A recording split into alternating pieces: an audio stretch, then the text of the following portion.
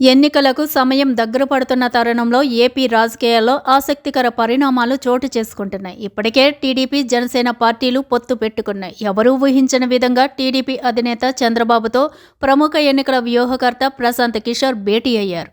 ఈ ఎన్నికల్లో టీడీపీ తరపున పీకే పనిచేసే అవకాశాలు కనిపిస్తున్నాయి. మరోవైపు తెలంగాణలో విజయం సాధించిన కాంగ్రెస్ పార్టీ ఇదే జోరులో ఏపీలో కూడా కొంత పుంజుకునే విధంగా వ్యూహాలను రచిస్తోంది.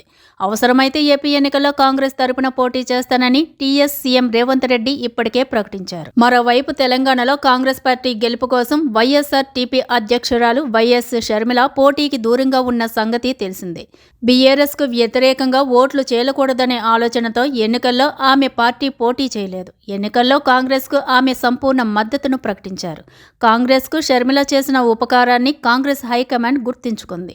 ఈ క్రమంలో ఏపీలో పార్టీ బాధ్యతలను షర్మిలకు అప్పగించాలనే యోచనలో అధిష్టానం ఉన్నట్లు విశ్వసనీయ సమాచారం. వైఎస్ రాజశేఖర్ రెడ్డి కూతురుగా షర్మిలకు ఏపీలో మంచి ఫాలోయింగ్ ఉందని పార్టీ పెద్దలు నమ్ముతున్నారు. షర్మిలను ఏపీ అధ్యక్షురాలిగా చేస్తే పార్టీకి మళ్లీ మంచి రోజులు వస్తాయని భావిస్తున్నారు. వైసీపీలో ఎక్కువ మంది కాంగ్రెస్ శ్రేణిలో ఉన్న నేపథ్యంలో షర్మిలకు బాధ్యతలను అప్పగిస్తే ఆ పార్టీ ఓట్లు కాంగ్రెస్కు చీలే అవకాశం ఉందని అంచనా వేస్తున్నారు.